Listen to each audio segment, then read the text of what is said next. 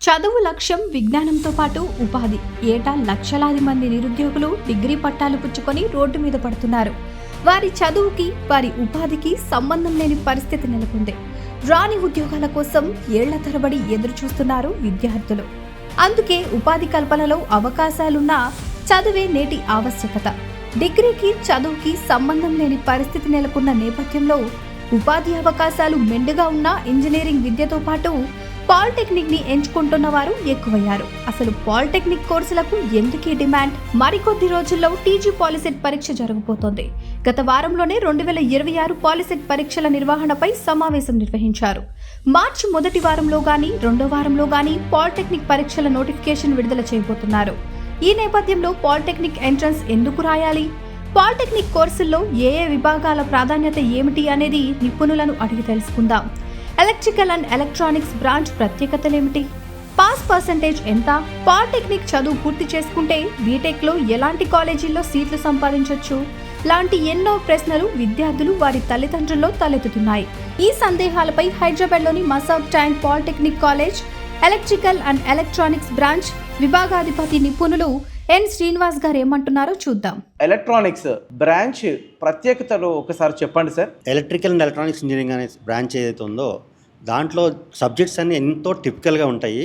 అయినప్పటికీ సబ్జెక్టు నేర్చుకున్న తర్వాత పిల్లలకి మంచి మంచి గవర్నమెంట్ కానీ ప్రైవేట్ కానీ వాటిలో జాబ్స్ అనేవి వస్తున్నాయి.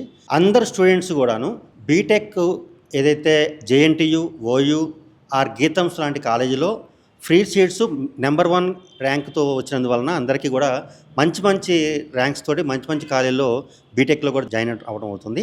అట్ ద సేమ్ టైం వీళ్ళకి ఎక్కువ మంది స్టూడెంట్స్ మంచి మంచి ప్యాకేజెస్ ఉన్నటువంటి జాబ్స్ కూడా అవైలబిలిటీ ఉన్నాయి. స్టేట్ మొత్తం మీద కంపేర్ చేస్తే మన కాలేజీలో దాదాపుగా 90% కంటే ఎక్కువ మంది స్టూడెంట్స్ పాస్ అవుతున్నారు. అట్లాగే వాళ్ళకి హైయర్ ఎడ్యుకేషన్గా బీటెక్లో కూడా అందరికీ టాప్ ర్యాంకర్స్ రీసెంట్లీ వచ్చినటువంటి లాస్ట్ ఇయర్ ఈసెట్ ర్యాంక్లో చూస్తే దాదాపుగా అప్ టు 50 ర్యాంక్స్ లోపు మోర్ దాన్ 18 మెంబర్స్ మన కాలేజీ నుంచి ఉన్నటువంటి విషయం చాలా హ్యాపీగా ఉందండి. ప్రతిరోజు కనీసం 2 నుంచి 5 కంపెనీలు ప్రైవేటివి మాకు రిక్వైర్మెంట్ అనేది వస్తుంటాయండి. అయితే ఎక్కువగా వచ్చిందంటే ఈ Godrej company 30,000 per month offer చేసినాయి. At the same time ThoughtWorks అనేవి 8 lakhs ప్యాకేజీని అనౌన్స్ చేయడం జరిగింది. దాంట్లో కూడా త్రూఅవుట్ స్టేట్లో మనకు ఉన్నటువంటి కాలేజెస్లో హైదరాబాద్ మొత్తం మీద కన్సిడర్ చేస్తే మనకు 40 మెంబర్స్లో మన కాలేజ్ నుంచి 22 మంది సెలెక్ట్ అయ్యారు. దాంట్లో 18 members computer science, remaining 4 members electronics and communication select అయ్యారు. వాళ్ళకి నెక్స్ట్ ఫర్దర్గా విత్ ఇన్ షార్ట్ స్పాన్లో వాళ్ళకి అలాట్మెంట్ ఆర్డర్స్ కూడా రావడానికి అవకాశం ఉందండి. సార్, చివరిగా కంప్యూటర్స్కి సంబంధించి ఎటువంటి కంపెనీలు మీ కళాశాల తలుపు తడుతున్నాయి? వాటికి ప్యాకేజీ ఎలా ఉన్నాయి సార్? ఇదొక హై స్టాండర్డ్ ఉన్న కాలేజీ కింద రికగ్నైజేషన్ వచ్చినట్టు కాలేజీ సార్. ఈ కాలేజీలో జాయిన్ అవ్వటం అనేదే కష్టము. జాయిన్ అయిన ప్రతి ఒక్క స్టూడెంటు మంచి ప్యాకేజీతో బయటికి వెళ్ళగడానికి సంబంధించినటువంటి విధంగా ఉన్నాయి. అందరికీ అన్ని బ్రాంచెస్లోనూ సరైనటువంటి ఉపాధి అనేది అయితే ఉన్నది. ఉపాధి ఎంత అనే దాన్ని కంపేర్ చేస్తే బయట బీటెక్ స్టూడెంట్స్తో కంపేర్ చేసినా కూడా ఇంకా మంచి ప్యాకేజెస్ ఇక్కడ అవైలబుల్ ఉన్నాయండి. దాదాపుగా ఇన్ యావరేజ్ ఐఎమ్ సెయింగ్ 8 లక్షల ప్యాకేజీ. ఇదేదో బీటెక్ విద్యార్థులకు కాదు, పాలిటెక్నిక్ లో కంప్యూటర్ సైన్స్ విద్యార్థులకు కంపెనీలు ఇచ్చిన ఆఫర్. సో పాలిటెక్నిక్ ని ఎంచుకునే వారికి ఉపాధి అవకాశాలు సైతం అధికమేనంటున్నారు నిపుణులు. హైదరాబాద్లోని మసాబ్ ట్యాంక్ విద్యార్థులకు గత ఏడాది వచ్చిన అవకాశాలు ఇంకా ఎన్నెన్నో. పాలిటెక్నిక్ కోర్సుల్లో చేరుతున్న వారిలో కంప్యూటర్ సైన్స్ ఎంచుకుంటున్న వారు ఎక్కువే. అయితే ఇది వారి కెరీర్లో ఎలా ఉపయోగపడుతుంది? ఈ కోర్స్ ద్వారా విద్యార్థులు ఎలాంటి ఉపాధి అవకాశాలు పొందుతారు అనే విషయాలకు సంపూర్ణ వివరణ ఇచ్చారు Masab Tank polytechnic college computer విభాగాధిపతి N Srinivasulu garu. Computers course ఎంచుకోవడానికి ఏంటి ముఖ్య ఉద్దేశం అని మీరు భావిస్తున్నారు? సార్, మేజర్గా కంప్యూటర్ సైన్స్ ఆప్ట్ చేసుకోవడానికి రీజన్ ఏంటంటే, సో ఇప్పుడున్న టెక్నాలజీ ప్రకారం కంప్యూటర్ ఇంజనీరింగ్లో చాలా జాబ్ ఆపర్చునిటీస్ ఉన్నాయి. ఎందుకంటే మోస్ట్ ఆఫ్ ద సాఫ్ట్వేర్ కంపెనీస్లో కంప్యూటర్ సైన్స్ స్టూడెంట్స్ని ప్రిఫర్ చేస్తారు.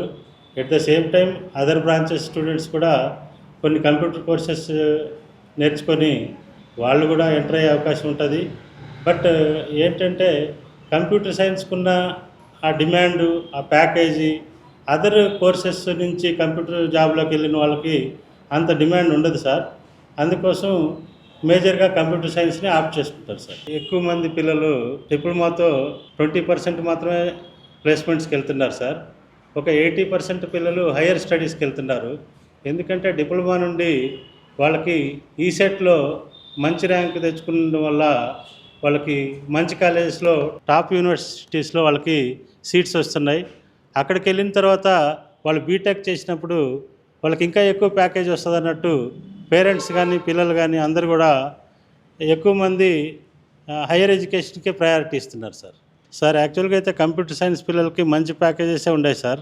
రీసెంట్గా ఒక 1 మంత్ బ్యాక్ ఒక కంపెనీ ప్లేస్మెంట్ ఆఫర్ చేసింది సార్. అందులో 8 కాలేజెస్ పార్టిసిపేట్ చేసాయి సార్ టోటల్ సిటీలో పాలిటెక్నిక్ కాలేజెస్. అందులో 44 మెంబర్స్ షార్ట్ లిస్ట్ అయ్యారు సార్. ఆ 44 మెంబర్స్లో 20 మెంబర్స్ మా కాలేజీ స్టూడెంట్సే సెలెక్ట్ అయ్యారు సార్. అంటే అరౌండ్ 50% మా కాలేజీ స్టూడెంట్ పిల్లలే సెలెక్ట్ అయ్యారు సార్. ఆ ప్యాకేజ్ వచ్చేసి 8 lakhs ప్యాకేజ్ ఆఫర్ చేస్తున్నారు సార్.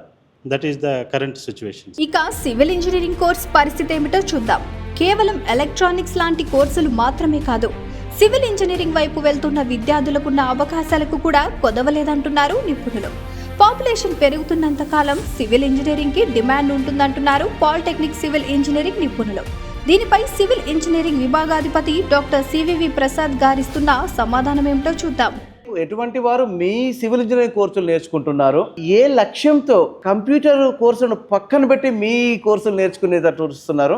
కొంచెం ఆ వివరాలు చెప్పండి సార్. సార్ సివిల్ ఇంజనీరింగ్ అనేది ఎవర్ గ్రీన్ కోర్స్ సార్. అది ఎప్పటివరకైతే మన పాపులేషన్ పెరుగుతూ ఉంటుందో పాపులేషన్ ప్రకారం మనకు ఇన్ఫ్రాస్ట్రక్చర్ కావాలి, బిల్డింగ్స్ కావాలి, రోడ్స్ కావాలి, అన్నీ కావాలి. కాబట్టి వాళ్ళ యొక్క ఎంప్లాయ్మెంట్ ఎప్పటికీ ఎవర్ గ్రీన్గా ఉంది.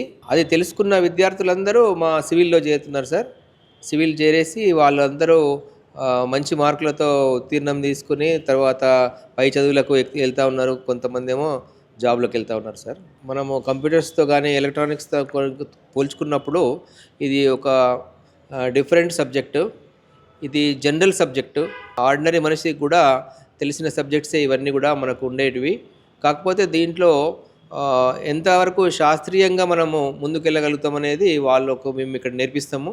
వాళ్ళందరూ బాగా ట్రైన్ అయ్యి ఇక్కడ అన్ని సబ్జెక్ట్స్ను బాగా నేర్చుకొని వాళ్ళు పై చదువులకు వెళ్ళి కూడా బాగా రాణిస్తున్నారు మా వాళ్ళందరూ.